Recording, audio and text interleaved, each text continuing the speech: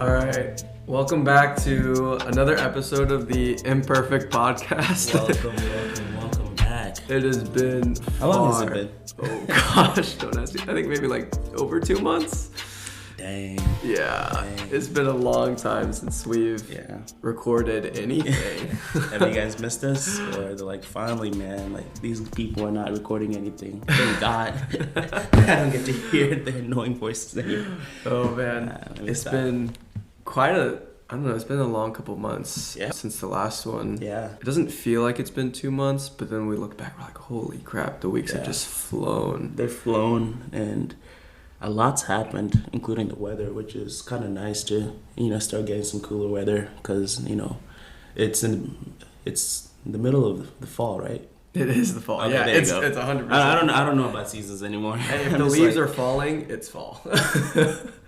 That's the way it would go. That makes sense. But man, these past 2 months, we've just seen a lot happen in our own lives. We've seen so many people growing and getting just to walk alongside people. It feels hard to even find time with one another. Yeah, that's true. Even just to hang out has been it's been a stretch. I know, it's been impossible, yeah. But we're back here to record another episode. I think we have an interesting topic today. Yeah.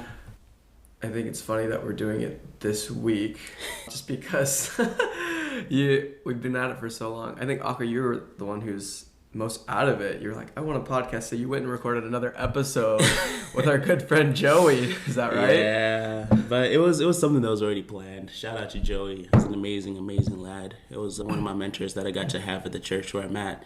And he has a podcast out there called Tethered, Connected to Christ, I believe is the full name of it. That's correct. And we're gonna put a link on it on the description, so you guys definitely go check it out. But he has an amazing ministry with Crew, which is like Campus Crusaders, I think. No, what's Crew stand for again? I have no idea. Joey, I'm sorry. Well, basically, the synopsis of what his ministry is he is in and around college campuses. So I know right now he's at UMKC. And he just lives, and he doesn't live there, but he's there all the time. Yeah. And his mission is to advance the gospel in college campuses. And he, shares the gospel. He meets up with a couple of guys there, and he disciples them and mentors them. Mm-hmm. And then he basically teaches them how to do the same things to their friends and, cohorts and stuff like that. It's just so beautiful. I know we're going to be getting to our topic really soon, but just the work that he does and the servanthood that he has to, just declare the gospel in a place that might be lost, like a college campus, is amazing. So for you guys, if you don't know Joey or if you're interested in checking out his work, definitely click on the link and just go support him because he's an amazing brother of Christ and he's doing an amazing work. But yeah, I had a podcast with him. I think it was 2 nights ago, and it wasn't just me. Yeah, who else was there? It was me and my wife, Erin, and we had set the stage, I think, months back, and basically he just wanted to get a world view of what our marriage looked like, what our ministry looked like within the concept of love and within the concept of our story. So it was awesome. I think that episode is coming out sometime around Thanksgiving, so if you guys are curious to check that out, definitely be on the lookout for that as well. But so it's kind of annoying because we recorded that. And then the next day, which was yesterday, at this time, we were supposed to record an episode, but what happened? Oh my gosh. Since we hadn't recorded in so long, we tried opening up like Erin's Mac and it didn't work. We couldn't figure it out, and she was already gone. She was already with the girls. And we're 2 idiots trying to figure out how to record. Couldn't figure out anything. And then we do it this morning, and Erin's like, oh yeah, you just fixed this. I was like, oh, we're really dumb. One button click was all that needed to be fixed, which is crazy. But yeah, if you guys really enjoyed listening to Erin, you can hear her again on Joey's podcast. She does a fantastic job. Yeah, definitely. But I think I love that you talked about what Joey's doing at UMKC because I think Joey's a really good example of what it means to be part of the church or be doing church. I do know he's heavily involved in the church, but what he's doing on college campuses and meeting one-on-one with students and just imparting his life to them and just being in and around people. Yeah. I think it's just a really good example, which segues into the topic for today is simply put, what is church? Ooh. What is it? What is church? Yeah. And I think oftentimes when we think of church, we think of there's a big cross along the highway, we can see it, or there's just this big white building that has a giant steeple with a big spiral. Or a small white building that's all like, like old and janky and looks like a trailer shack and looks like people, a cult meets there, Right. has one That parking too. lot that can fit one car. Or in other cases, we think of the church as even just like the Catholic Church, like the Pope. We think, like when you think church, some people's minds go to just that big organization over in Europe and then like, filters over in America. Yeah, like Roman Catholicism and like bishops and priests. We start thinking about like maybe some of us might starting to get like tense and our heart might pump faster when we start thinking about church, because we maybe think of like the pulpit or confession, or we think of trauma that we might have had with church hurt, depending on what that may be. So that word is a very, very scandalous word, and it's not just scandalous right now. When we look at history, and our version of history that we're going to look at today is the Bible, you see that word carried a lot of weight, not just now, but even back then. I would argue more importantly back then, or more so back then. So that's cool that we're talking about this, and there's definitely a lot of insight that we can kind of open up and portray to the listeners today about what we think and what we've experienced and stuff. So that's good. So I think the general breakdown, so that you guys could follow along the questions that we have. First one will be, what have we seen, like Akko and I's experience, what have we seen churches to be in our own experience, or just like observing in around like North America, or even if we've gone international and seen churches, what have we seen that is like kind of the general norm? The second question is, what have we seen or what have we read that churches should be biblically, and how should they move, or how should they be operated? And then the third question is kind of just, I thought it'd be more fun, is to see, in respect to how churches should be biblically, where do Akko and I see ourselves in our walk towards becoming like leaders? Where do we fall short of what it's called to be biblically? I think it'll be really interesting, because we're not perfect, and so it's always interesting to hear where someone could improve on. We're not perfect. If anything, we're imperfect. Thank you. I appreciate that. I would never have guessed that with the title. So let's dive into that first question. I can turn it over to you first, Akko, and I know you have quite a bit of experience, just even in the past 6 years, of what you've seen churches to be like. If you could give like a couple words to it, or even a rant to it, what have you seen churches to be? I don't know. It's hard. It's a hard question, and it's an all-consuming question, because for me, and a little bit about my background before I kind of get into the question, is I've had the privilege to experience a lot of different types of, or versions of church. And I'll start off by mentioning my life and upbringing in Kenya. Under the British rule that Kenya has gone under up until the early 60s, British influence and British cultures was tapped into, the heart of what Kenya was. So that being said, watched a movie about that. Literally, no, for real. So in retrospect, when it comes to religion, I think right before a lot of British concepts got turned into Kenyan concepts, Kenya very much was a nation that worshipped spirits and idols, and in some cases witchcraft, or gods of the sea, or gods of material things. And when the British rule came into play, and other people were involved as well, but majority of the British rule, they brought the Christianity or Catholicism, or whichever way you want to look at it. Right. And with that being said, you start listening to things about the King James version, or King James, and like Anglican and Catholic, and all these words that has nothing to do with Africa. You know what I mean? So that's like my initial upbringing and my initial perspectives of church. So I grew up in a church where we read the King James Bible. I think we were Anglican. I think it was the official name of the type of churches that I was affiliated with. And for me, the things that like stood very vividly in the beginnings, straight from the Sunday school Bibles I was reading, to the idols and the images that I was seeing at churches on Sundays was white Jesus, literally white Jesus, white characters. Jesus was on the cross and he was white. There was a photo of Jesus and he was white with blonde hair and a brown mustache, or like a brown beard and stuff like that. So that was my initial perception. I kid you not, it was. Yeah. So fast forwarding into America, moving into America, growing up in the South, I get blessed with Southern Baptist and Southern Church, and there's a lot of it's very interesting, very passionate, very vivid when it comes to the way they worship. So, from the Gospels that they sing to the way that they represent their spiritual gifts, from the speaking of tongues to the laying hands on the sick to perform miracles, etc., etc. These little images I was transcribed into my worldview of what church was. And then fast forward to me going to school in Virginia, and I started experiencing different types of churches. In the school that I went to, Liberty University, shout out to Liberty, I start getting the education behind why these churches are the way they are, why, these people groups contextualize the way they do, how they meet the way they're meeting. And then fast forward to that, I moved to Brazil. I see Catholicism in full force in Brazil.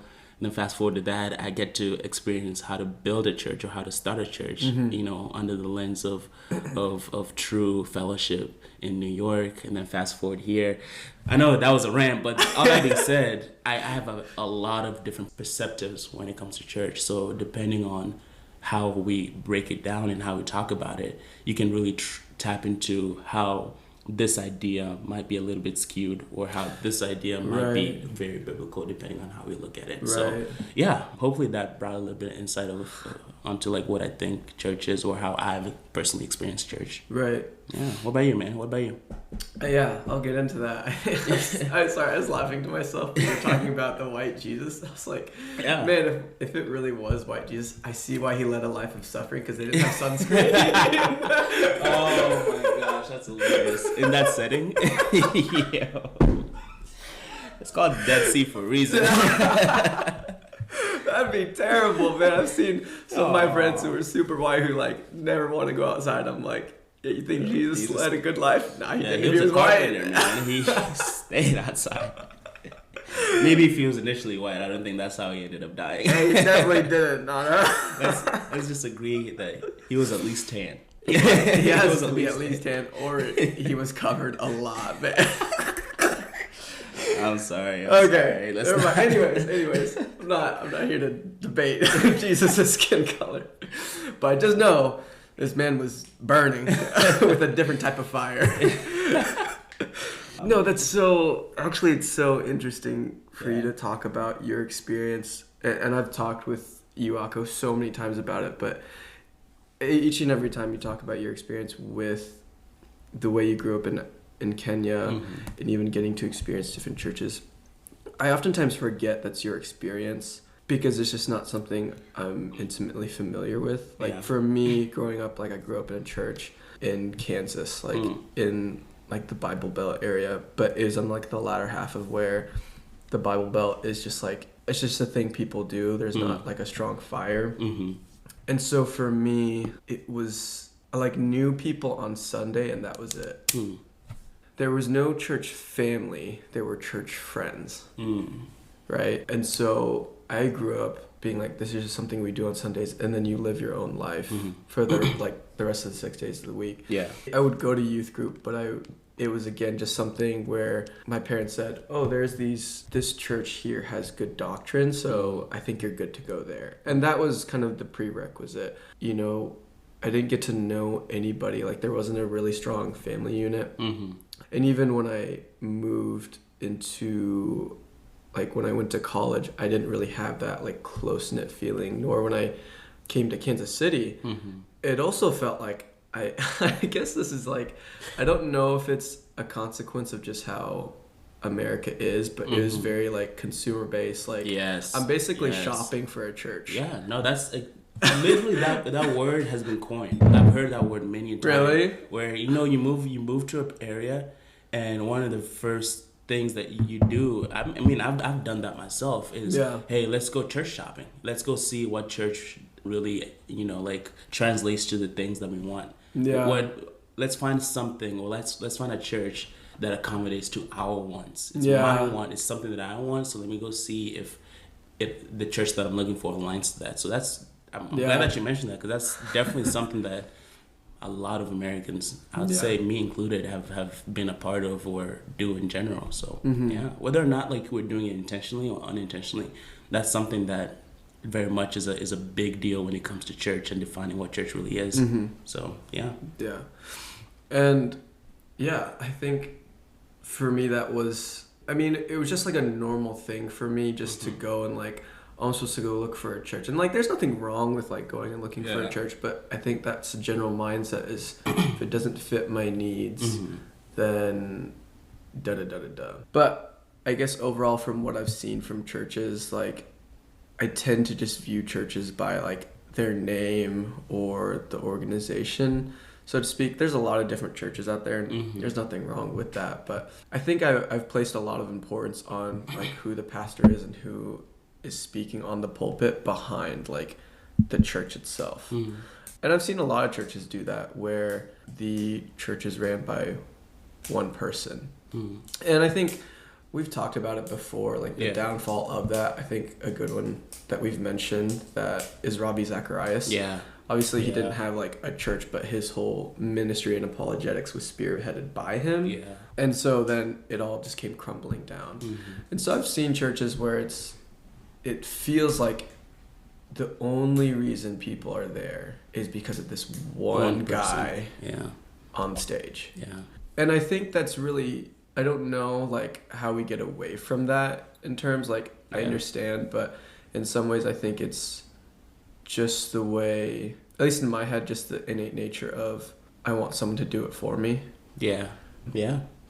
And when I dive into that, it's like I'd rather have someone do the hard work and give it to me in a way that I want it. I want this person to interpret it, to study it, and to deliver it in a way that's good for me, and then I'll go about my life. Yeah. Let me ask a side question to that. How does that speak into spiritual growth and necessarily spiritual maturity? As we read like Paul's letters in 1 Corinthians where he says, hey, I fed you milk and you guys should, have matured to start eating meat, but I came back and I'm still finding you drinking milk, when it comes to and I think we mentioned this a little bit when we did the podcast with our brother Mason. Yeah. And we talked about spiritual growth. How does that speak into, you going through and being in a setting where you want somebody to do all the hard work for you. You want somebody to chew up the meat for you and then feed you, chewed up food or chewed up ministry or chewed up, ideas about the Bible or ideas about Jesus. And then you just sit there, sit back and say, oh, I'm going to receive, but I'm not really going to do the hard work myself to really like understand and learn what it's saying.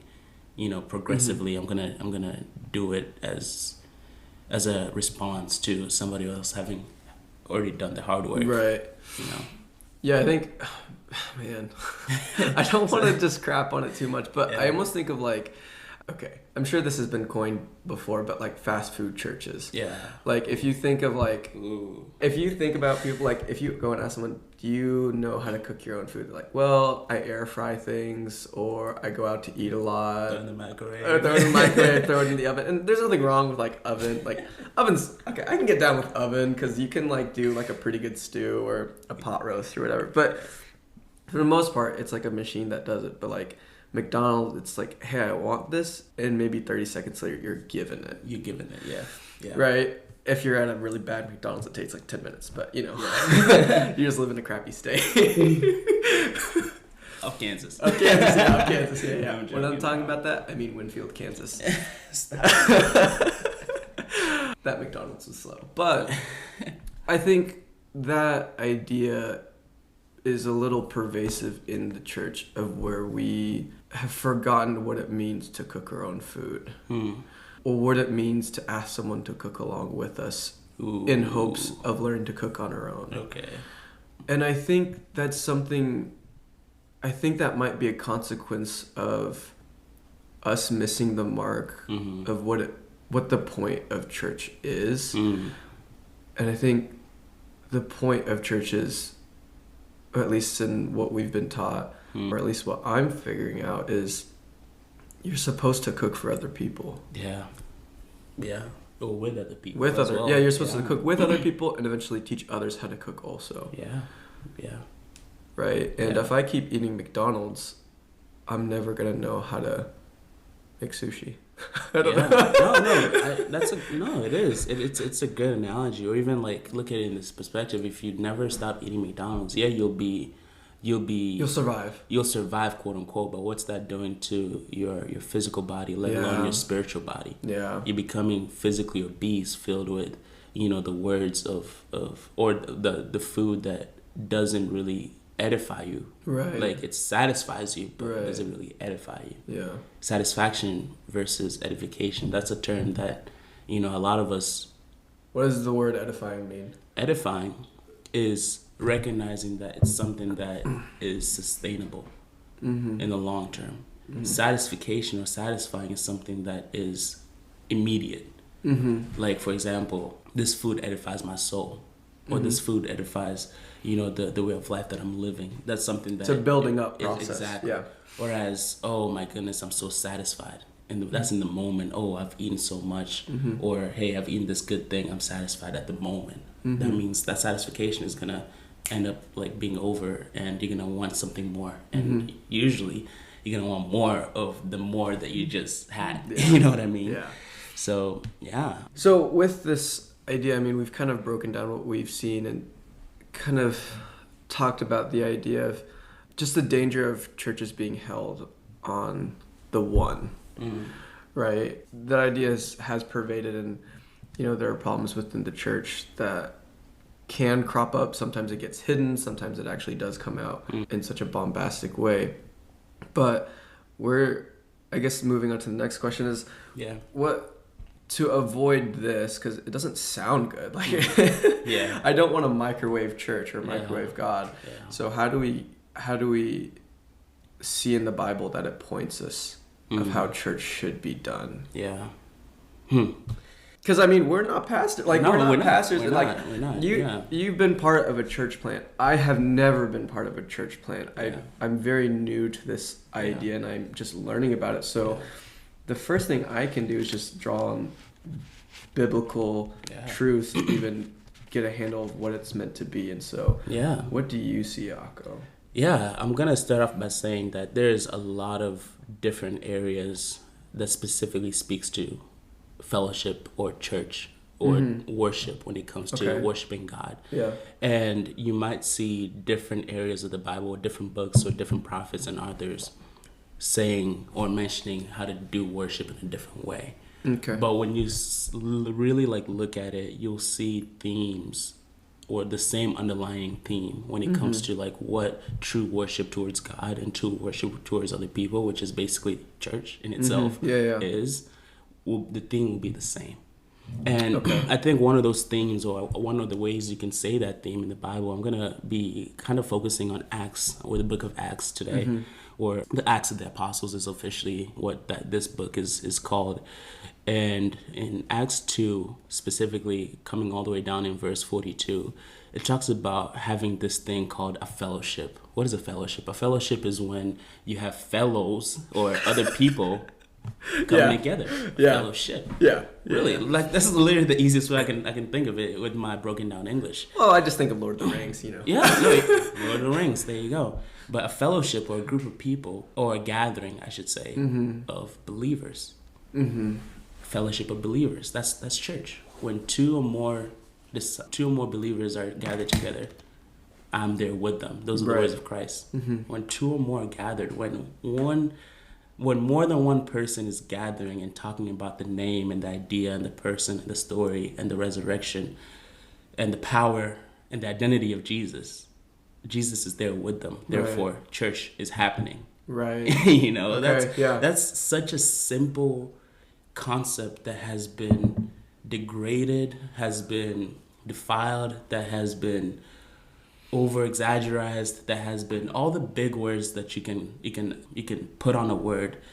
That idea has been done. But basically what I'm trying to say, if we look at Ephesians 2, picking up in 42, it's talking about this gathering of believers. And it says how they devoted themselves to the teachers or to the apostles. And the apostles, they taught and they fellowshiped and they broke bread and they prayed prayers. And awe came upon every soul, and many wonders and many signs were being done through the teachers or the apostles. Picking up in verse 44, and all who believed were together and had all things in common. And they were selling their possessions and belongings and distributing the proceeds to all and any that were in need. And day by day, attending to the gathering together and breaking bread in their homes, they received their food, and with glad and generous hearts, praising God, having favor with all people. And the Lord added to their number, day by day, those who are being saved. I think, like I said, there's a lot of places to go kind of understand what true church is, what biblical church is.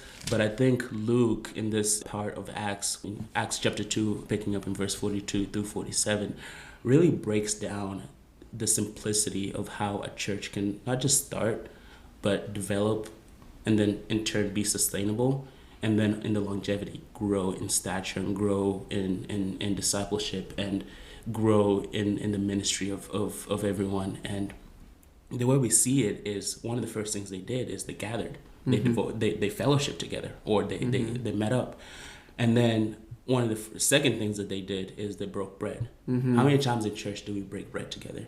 Or in the church, the building, as in, Not very often, honestly. We see here that they broke bread. And then one of the third things is they prayed. Prayed is kind of echoing one of the pastors here in the church that we go to. Prayer is literally talking to God. So they met, they broke bread, and they talked to God. There you go. That's church. Meet, break bread, talk to God. And then awe came upon all those souls, and you see that God in turn favored them and gave them an opportunity to do signs and wonders. And then in response to doing all those things, you see that they started caring. They started being servants. So they sold everything that they had. And this is not me telling you guys, the audience, to sell everything that you have. No, this idea is, where in your life are you being servant-hearted? Where in your life are you having the opportunity to look at a situation, look at a person or somebody in your community that needs aid, and you step into that position to aid them? That's what he's talking about here. They sold all their possessions, and they distributed the proceeds to anyone who was in need. And day by day, they gathered together. They broke bread together. Here it is again. And they prayed with each other. They praised God, and God had favor on them, and God added to their number. We see a lot of churches here in the day and age that we live in. Man, it's like every day we wake up, there's a mega church that just happened. Yeah. Every day. There's a mega church in Tulsa, Oklahoma. There's a mega church in New York City. There's a mega church in Atlanta. There's a mega church in Dallas. Dallas is where all the mega churches are. All of them. All of them. It's like everybody wants to be Dallas. Oh my gosh. There's a mega church here in Kansas City, Yeah. But when we really break down and understand how those churches become mega, can we really say that they met, or they're meeting together, they're breaking bread with each other, and they're praying towards God and towards each other in a healthy way, in a way that's sustainable? Is that something that we can really sit down and define all these mega churches that are coming into play? If not, then there's some serious questions that need to be had. And again, just going in reference with God's word and the Bible, and how how the apostles did it in their day, and God seeing that he had favor on them. I think that should really be an amazing outlook or outline or blueprint on how we should in turn structure our churches today. So yeah. That's really good, because I think when you're talking about this section in Acts, it just feels very different from the big churches that we talk about. And I think you explained that pretty cleanly. And, you know, it just begs the question, how do we retain the same heart while increasing in size? Because when we talk about like Acts, so the section that you just read over, I know you talked about the qualities and characteristics of the meeting, which was awesome. I think just the breaking of bread, I think definitely gets lost like in American culture. I know like for me, I guess I didn't realize the significance of it, that at least my parents would try to have dinner together with us. Yeah. But it's a big thing, like especially like in Asia and like Africa. Yeah. But that's not really the case. Like I think a lot of people in America are like, oh, my parents ate dinner and I just came back home and I just ate leftovers. Like that's a big thing in America that I think is overlooked, but even within the church. But we're not going to go into that. I think one thing that you you didn't mention at the beginning of Acts 2 is the fact, well, in Acts 1, they're literally just in a room. Yeah. And then the Spirit of the Lord comes upon them. Yeah. And they commune, not just within themselves, but that there's people from all around. Yeah. No, that's a great point. It says Corinthians, Medes. I'm not going to pretend I know how to say any of these names, but there's a lot, like from Egypt, from Rome, Mesopotamia, Jews, Judea, Christian, Arabs. Yeah. And so, how do you, like, just such humble beginnings, and I think sometimes we lose that when we start saying, because when we talk about the church and how much it grows, oftentimes we'll hear some, like, really, really cool stories of people meeting in six people meeting, or just meeting in a small basement. Do we lose that home feel, or how do we retain it when we say, hey, we're about to start this mega church and pull thousands upon thousands of people? Because I think, and not to buck against like online church, like I think it definitely had its place. It was very helpful for a lot of people during COVID. It was necessary, but the only thing that could be done with like online church are doctrinal sermons, and that was the only thing that you could really base off of who you were going to listen to. But you just told us that they continue steadfastly in the apostles' doctrine. This is verse 42, which is doctrine, right? Doctrine is teachings. And then it says, and fellowship in the breaking of bread and prayers. Online church, you can have doctrine, but it literally says, when it says and, it means they're equal to the apostles' doctrine. Right? It's just as important. It's not below. It's not above. You need it all. And so, do we lose that, or how do we combat that when we're just placing a huge building? Man, that's crazy, because it makes such great points, you know, in bringing that up. And I'm gonna like just rewind a little bit and pick up where you mentioned how they met up in this upper room, you know, and this was during the time of the Pentecost, or the Feast of the Pentecost, and you had all these visitors from, which was at the day the nations of Rome, or the empires that were within Rome and around Rome, meeting up in Jerusalem for the Feast of the Pentecost, or the Pentecost event. And you're having all the people from all the places that we can't pronounce. And then, no, but we see that, you know, because of that, you know, a lot of them hear, or the Holy Spirit comes down, and what's the first thing that Peter and the disciples do? What do? They share the gospel. That's literally what they do. So for you listeners that are wondering, hey, like what do we do when we go to church, or what should I expect in church? Well, guys, very simply, you should expect the gospel to be taught. Whatever book of the Bible you're going through, whatever sermon project or process or series or whatever your pastor is going through, it has to talk about the gospel. It's like the all roads lead to Rome. It's all Bible stories lead to the gospel. And if you guys are wondering, what's the gospel? Well, the gospel is the good news of Jesus. The life, the story, the death, the resurrection, the identity, the purpose, the vision of Jesus. That's the gospel. And when it doesn't matter if you're reading Genesis 1:1 or Revelation 2:5, the gospel is the theme and the purpose of why these books are written. So if you guys are wondering, what should I expect at a church or at these doctrinal teachings and stuff like that? It's the gospel. So that's the first thing that you see. Right. That's the way these people are gathering together, or the reason why they're gathering together, because they just heard the gospel. That's the beginning verses of chapter 2. And then we pick up towards 36 through 41, right before we get to the section that I just got done reading. And you see that their response to the gospel is they repented and they believed and they were baptized. Repenting that they recognized that they were sinners. They believed that Jesus Christ was Lord. And then in turn, they baptized themselves to declare those things that they just repented and believed.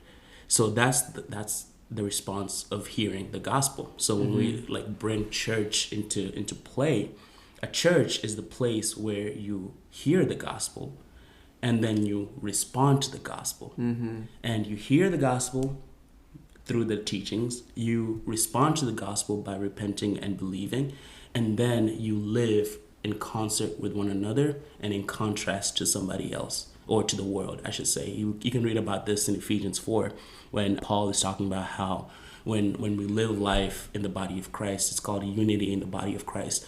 We live in concert with fellowshipping with one another. And when I say one another, I mean believers. And then living in contrast to the world. Why? Because you've repented and you believe that Jesus is Lord.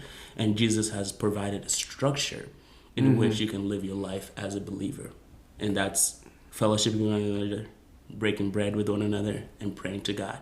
So all that being said, coming to the point that you just made, when we look at big churches and seeing how they can lose that intimacy or that structure, I think a lot of it is they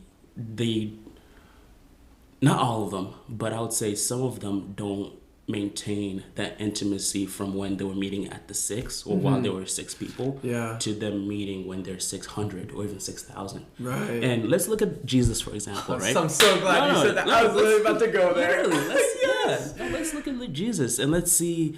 Jesus started with the 12. Yes. But he quickly added disciples.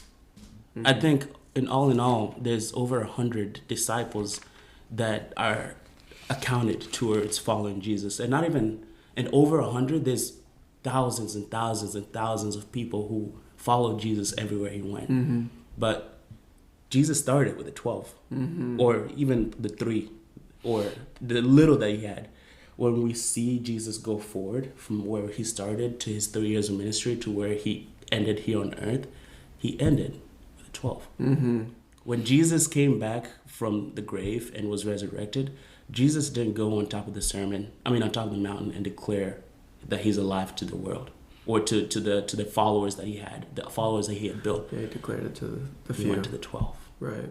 So when we start our fellowship with the 6, and then we grow and get a gathering of 600, let's continue with the 6. And what I mean by that is, let's provide a structure where we've built intimacy in small groups, built intimacy in accountability groups, built intimacy in worship groups and discipleship groups, to where if a church is starting with 6 people and they pour out into those 6 people, then those 6 people will pour out into their 6 people, and then their 6 people will pour out into their 6 people. But you realize that these small groups are still there in 6s, but there's just more of them. But the intimacy is still there within their core 6. And is being built with the following 6. Is being built with the following 6. So I know that might be confusing, but I guess the idea that I'm trying to get at is, don't lose the intimacy that you started with the original people that you had. And then when you grow, build that intimacy in those people that are growing with you, and have them do the same thing that you did. So yes, you're growing in number, but your intimacy is staying the same in the way it was structured with the small groups. And I think that's where maybe some churches that are growing big are lacking, because they're not recognizing that there's value in small groups. There's value in worshiping and fellowshipping with one another in small settings, because that's where intimacy can be built in a healthy way. But let me hear what you're thinking, Stephen. Go ahead. Yeah, I was gonna first. Well, I won't go to the Bible just yet. I was gonna respond to you. Mm-hmm. I think one thing I was thinking about within the small groups and the just thing about like the multiplication process of providing like groups of 6, which I think is so good. I know you and I have seen the value in that and see how people have grown, but I just think about at my life, like, because I'm 24 right now, I'm like, so could old, bro. He's so old. Shut up. Whatever. Oh my gosh. Old and single. Whatever. Oh my gosh. Anyways, so when I was young and single at 16. Oh my gosh. When I was 16, could I have imagined doing what we're doing today? And when I say doing what we're doing, we actually lead a community group and try our best to pour in a lot of time. Are we doing it perfectly? Absolutely not. But could I even have thought about leading a small group at 16 the way I am now? No, of course not. Yeah. And so I think sometimes I forget that I need to be reminded of the process that it took to even like have the confidence and the spiritual strength to lead another person. I think far too often we get excited about things moving, but that's just the way people are. We like to see it when results happen quickly. Yeah. Whether it's in a job, we want to work hard and then get a promotion within the next 6 months, or we want to work on a skill and just see it like we can show it off. Yeah. And I think we often try to go through the growing pains. Growth spurts. Thank you. Yeah. We try to incite growth spurts in other people when it's not time, or when it does happen, they're spiritually skinny, and then when you go ask them to squat, they get crushed because they've only done arm day. They've only done arms. All right, so like I think I forget that, and I think that's probably one of the most important things I've seen is. I think that's just the underlying tone that I've seen is, I mean, the church that we've gone to is, they started with, I think, 98 people. Yeah. And over the course of, I think, 20 years? 20 years. Yeah. Over the course of 20 years, have now become a movement where people say, wow, this is an amazing church. Not just because of, yes, the pastor is amazing, but the people are amazing. Yeah. And it's like, it was 20 years to get there. Yeah. That's a long time. Like, that's like, some of you guys, that's from birth to middle of college. Yeah. Right? And so I think we oftentimes miss that of just the process it takes to grow people and expedite the process. Again, it is exciting, but there are so many growing pains within it. Yeah. Really quickly, doesn't that just talk towards the culture of American consumerism? Because 20 minutes ago, we were just talking about how we don't want the wait. We don't want the work of making it ourselves and going through the process of it actually cooking. Yeah. We just want to drive to that place and get it in little to no time at all. Oh, one day shipping, Amazon. Exactly. One day shipping. I kid you not. Like on that side note, my brother sends me, the PS5, the game system, and he lives in Savannah. And Hinesville, and shout out to my brother. He's awesome. I love him. What a guy. He ended up coming to visit us here in Kansas City a couple Charles, weeks ago. I love you. And so if you listen to this, Charles, shout out, bro. We love you, man. You come back to Kansas City because everybody's talking about you. So he came to visit, and then this was about a couple weeks ago. And then he was like, yo, bro, like I brought this PS5, but I just realized, man, I don't even like PS5. Like, do you want it? I can ship it to you. And then it was like, so this is what we're going to do. So I can ship it to you, and then what you're going to do in return is just buy me an Xbox. It's like a trade. And I was like, that sounds fair. I can do that. So when he left, she ended up, going to us and shipping the PS5 for me. And in turn, like I sent him the money for, the Xbox and everything. But what's crazy is he goes and then he gets the tracking number, and then obviously, like, shout out to America, shout out to, like, the innovation and the technology that we have to literally ship a product from Hinesville, Georgia to Kansas City, Missouri within a week, let alone in 3 days. That is insane. To just think about just the world and the technology that we live in. That's crazy in itself. But anyways, so he gives me a tracking number, and bro, I kid you not, my eyes are on the tracking number for 48 hours straight. Every single minute. Hey, where's that at? Where's it at? Where's that at? I kid you not, bro. Like, and then man. to put salt into the wound. Actually, so I end up realizing that the package is getting delivered when we're at Paradigm. And Paradigm is this young adult that we're part of every Tuesday night. So I was like, yo, there's no way I'm going to be at Paradigm and my package is going to get delivered. Oh my God. So I kid you not, bro. Heathen. I give him a call and I'm like, hey, so can I actually come pick it up at a location instead of you dropping it off? Because, it's a PS5. You don't want a PS5 sitting around in front of your house. Okay. So anyways, long story short, I ended up waiting from the day it arrived to the following morning when I actually went to go pick it up.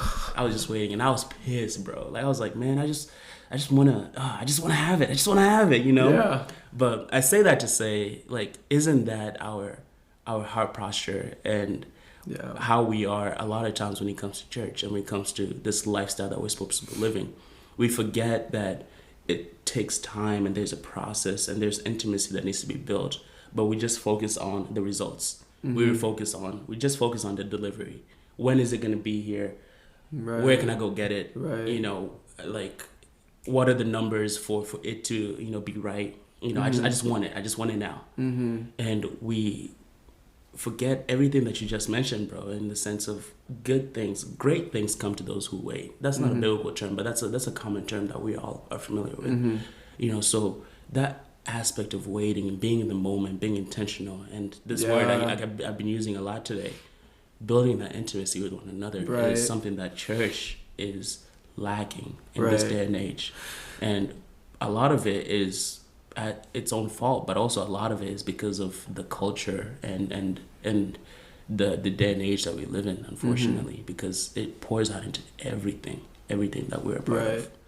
So I want to speak to that intimacy and the intentionality behind it just through the words of Jesus. I think a little bit of church history, a lot of Jesus' opposition were from the Pharisees and the Jews themselves. Yeah, and Sadducees, Yeah. But I'm going to speak to the Pharisees for just a second. A lot of them were actually very literate in obviously we call the Bibles a lot more than they knew because a lot of the New Testament. But a lot of the Old Testament, they're actually super well versed. They memorized it all. Yeah, the works of the prophets, they knew the Torah. Law. They knew all the laws. They knew everything. And oftentimes that bound them to be very stiff. And it was just something that Jesus kind of bucked against. Not that it was wrong that they were doing it, but the stiffness of the law bound them to not love on other people. Yeah. And so they would oftentimes get mad at him, just like, Jesus, you're not supposed to do this. You're not supposed to do this on Sunday. Yeah, like, who are you to do this? Right. But I think Jesus does a good job of breaking that mold. I think in John 3, he's talking to Nicodemus, one of the Pharisees. So obviously the man of high importance. Mm-hmm. And then in Matthew 9:35 is where I was looking. It says, then Jesus went about all the cities and villages, teaching in their synagogues, preaching the gospel of the kingdom, and healing every sickness and every disease among the people. I'm going to jump to Matthew 14:13. It says, when Jesus heard it, so he's talking about John the Baptist getting wrecked, but he departed from there by boat to a deserted place by himself. But when the multitudes heard it, they followed him on foot from the cities. And when Jesus went out, he saw a great multitude, and he was moved with compassion for them and healed their sick. So I'm going to culminate all of that into kind of a point is and this is just, again, my own experiences, we shift church just to Sunday. Or to Saturday, depending on... Saturday, Sunday. And when we say church, a lot of people think, oh, just people teaching. Church is where I hear the word and get taught and then I leave. But that's not what Jesus says. Like, he did teach 100%. He taught to the multitudes, but he sat down and had a conversation one-on-one late into night. He had dinner with Nicodemus first and then talked. He does that in multiple ways. He will sit with, he saw there was a paralyzed man and also his friends brought him. His heart is for the multitude. He went to the villages, not the synagogues only, but the villages as well, of the remote people. He took the long ways to get to a place so that he can meet women in the well. You know? And this is not just, Jesus was doing all of this not just on the day that was, planned out for the week, like the Pharisees do.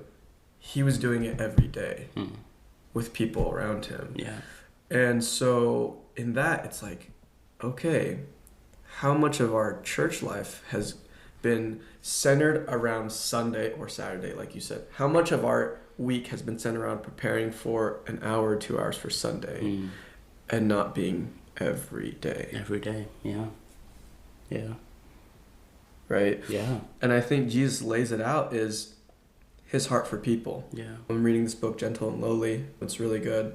But it talks about Jesus' heart is his heart cannot help but be moved with compassion. That's why I read that where it says he saw a great multitude and he was moved with compassion for them. Jesus was teaching really well. He was teaching the gospel, but beyond that, his heart was, I can teach it, but right now this person needs help. And I'm going to go, and my heart is moved for them, and I want to heal them. And so I think in my head, Jesus lays out a fantastic foundation for what a church is. Like, yes, you want doctrinal teaching. Jesus was far closer and more in tune with God than any other person. He could have sat down for 3 years and just taught and just had us be blown away by what he was teaching. He's like, you don't understand what I'm saying, but I'm revealing this to you. That's not what he does. He has the Sermon on the Mount. He does a lot of teaching. But most of it, like he does a lot of parables, but a lot of it is he's meeting with people, eating with them, and healing them. That's literally right. That's most of his life, most of his time. Right. And so I think that's where Jesus lays this fantastic foundation of what a church should be and what his when he says follow me, that's what he's saying is you're not just teaching, like you're in and around people with like the brokenhearted and weary, and you're ministering to them. Not just with you should come to me on Sunday, but I'm here with you at 12:30 at night. You're hungry? Let's go get food. And then this whole facade, two things. But the first thing before I forget, this whole facade of the church should be a place for like only believers. Yes, believers should be in the church to direct, you know, true, worship and true teachings. But even in Acts, we see people from all over the world. And all these people that are coming from all over the world, I can 100% assume that a majority of them don't worship the one true God. Oh, no. People worship the sun god or Rama or like all these other different types of gods. And still are in this concept called church. Why? Because they've heard, they've seen, they've believed, and they've repented, and they've been baptized. So in the same way, like when we look at somebody who is coming to a church and might not look like a Christian or might not act like a Christian, man, that should be an amazing opportunity for us to fellowship with them, to meet them where they're at, and really show them the true person of Jesus. And, ask God, pray to God to intervene in the situation and redeem this person or this individual back to them. But too many times we're at church and we look at people who don't look like, or that don't look church-like. I think there's a rap song about it. We're like, that's them. I'm going to stay away from them. No, they're in church for a reason. But that's the first thing I'll say. And then the second thing I'll say, which is hilarious. And yes, I'm about to diss everyone a little bit, but I'm the first one that I'm dissing myself at. When you mentioned briefly about how we center our whole week, or how often do we center our whole week towards just 1 hour of service, something along those lines. And I would say, man, how many times or how much do we like plan and structure a whole week towards a 2-hour event called football or NFL or football, soccer for my case. Oh, I see what you're saying. You know what I mean? Like, look at my situation, with the NFL and the fantasy league, how On a freaking Tuesday night, I'm talking to you about how I'm already ready for a game that's not even happening until, Saturday afternoon. Yeah. And how many people can I ask and challenge? How often are we setting and structuring a week kind of ahead of a football game versus how much and how structured are we setting up a week in regards to meeting and fellowship on a Sunday or even a Saturday if you guys worship on Saturdays? Compare yourself to that. Like, how much do you really want to be involved in ministry and in church versus how much are we actually involved in the quote unquote ministry of NFL? Yeah. Or if your NFL is NBA, or if it is soccer in my case, or NHL, or whatever case, or whatever sport, or whatever idol we love to be a part of, in not in a unhealthy way, but in general, you know what I mean?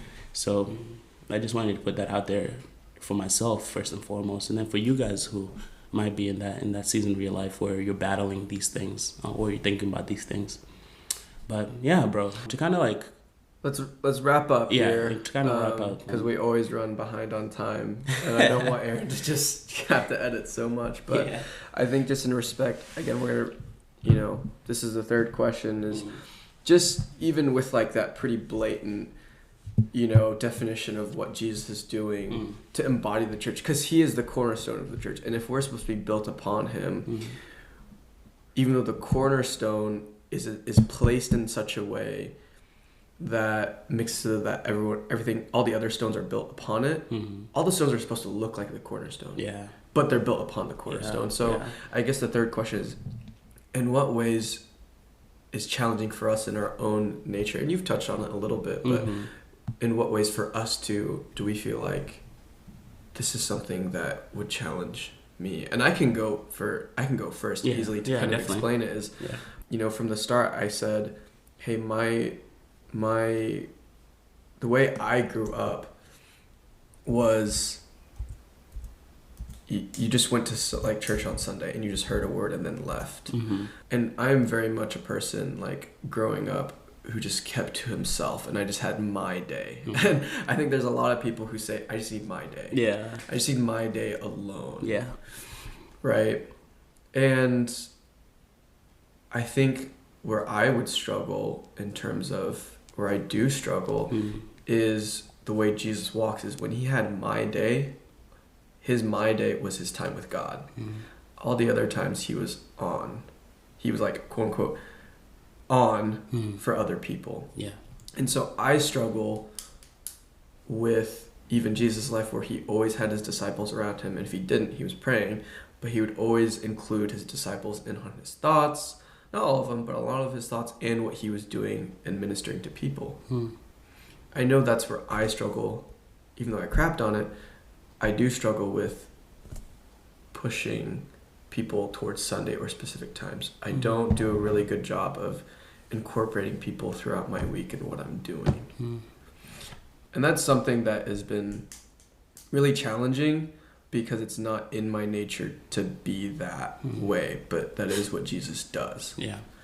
Right? So what does it mean for me, Stephen, to invite people into the everyday parts of my life and not just go at them like a Pharisee and say, this is what the Word of God says. That's it. That's my only interaction with you. Because that's what the Pharisees do. They would never talk to anybody unless someone was stepping outside the law. Other than that, they were wrapped up in themselves. Yeah. Doing the fastings and making faces. Yeah. Right? Yeah.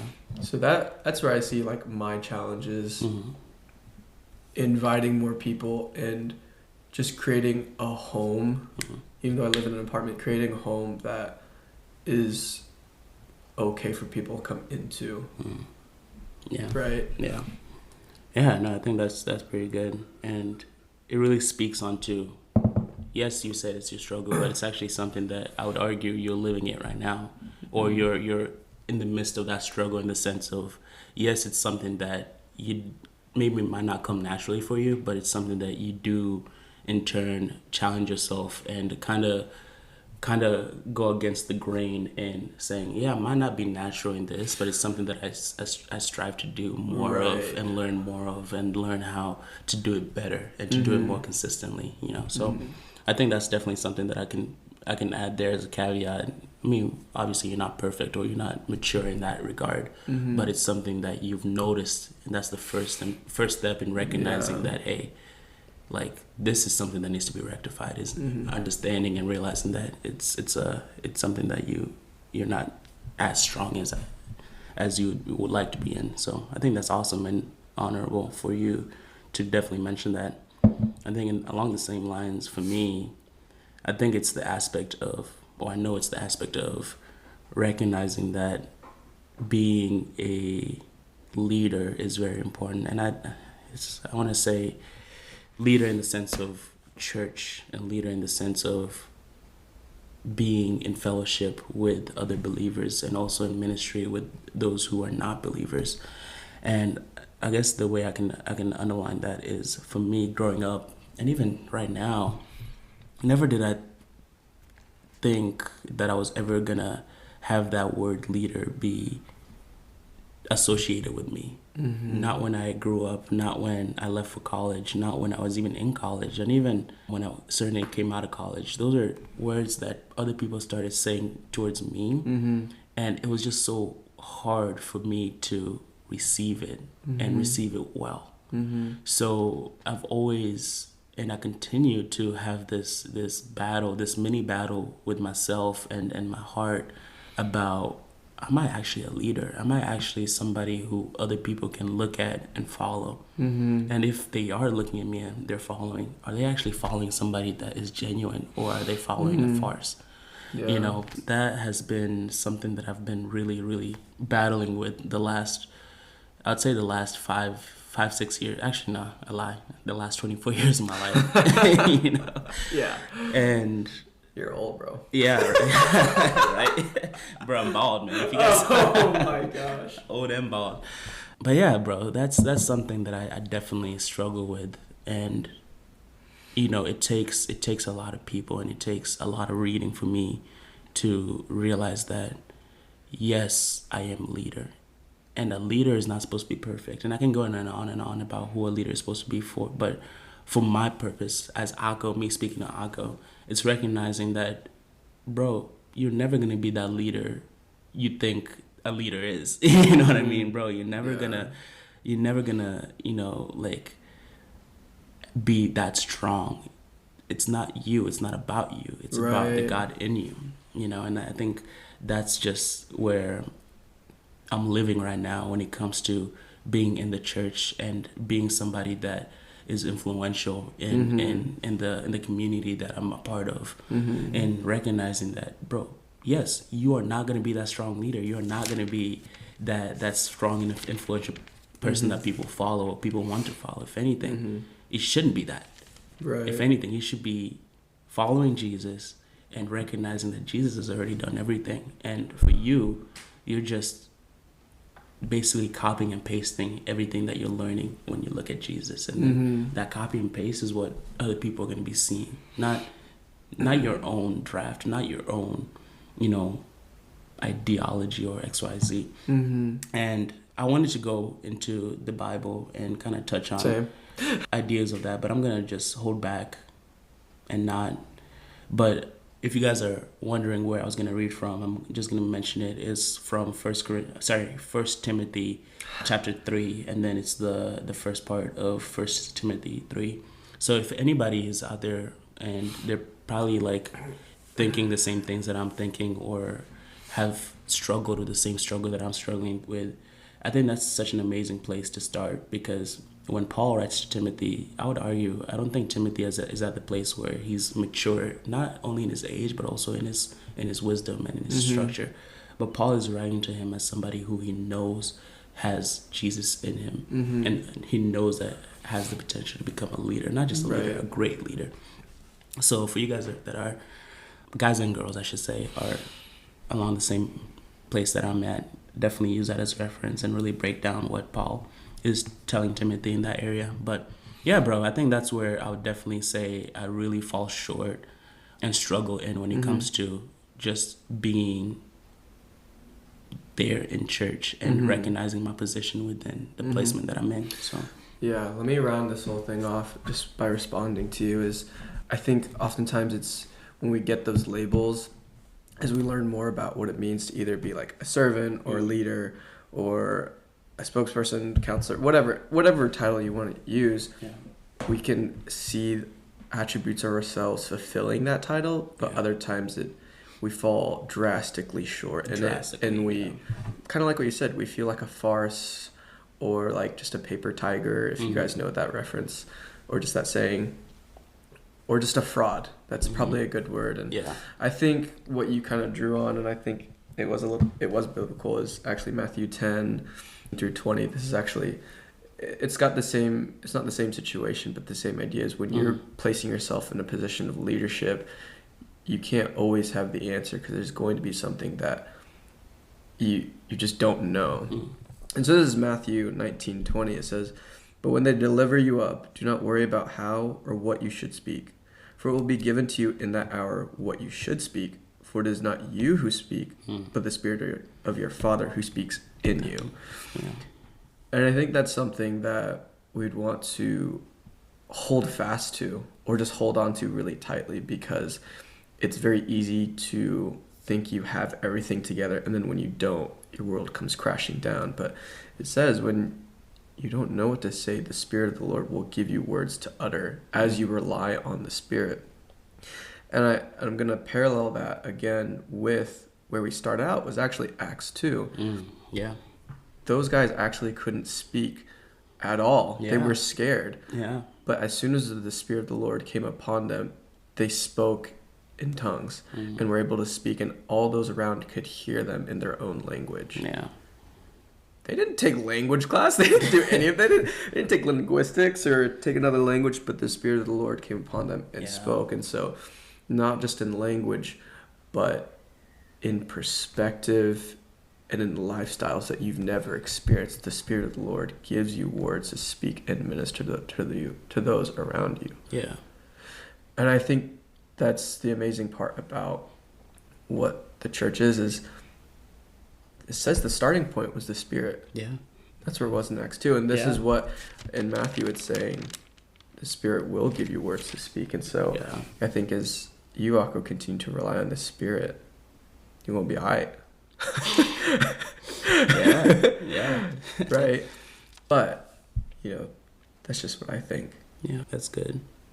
And so I think to round off at least the whole idea of the church is what we believe the church should be. It should be a people who have their hearts moved by compassion and are holding fast to like the doctrine of the gospel and are led by the Spirit. I think that's an amazing way to kind of captivate everything that we just talked about, because that's exactly it, literally.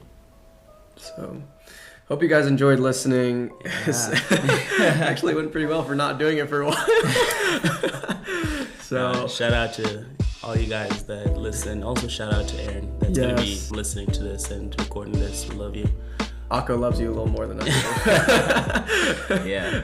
But thank you guys for tuning in and giving this a listen.